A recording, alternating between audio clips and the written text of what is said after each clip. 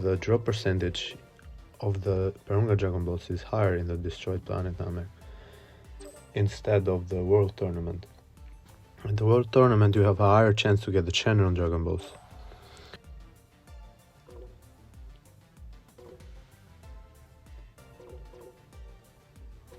Okay, once you've done that, just go there, choose the highest DPS character.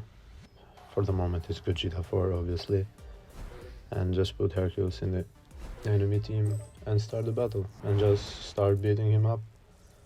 It shouldn't take more than 30 seconds.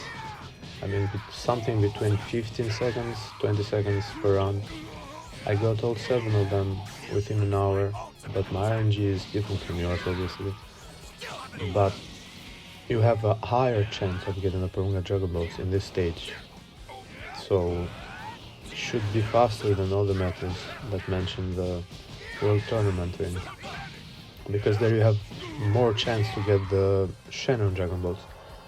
You can get Shenron Dragon Balls here as well, but the percentage of getting them is lower than the Porunga Dragon Balls. I hope you guys enjoyed it. Leave a like and comment for the algorithm.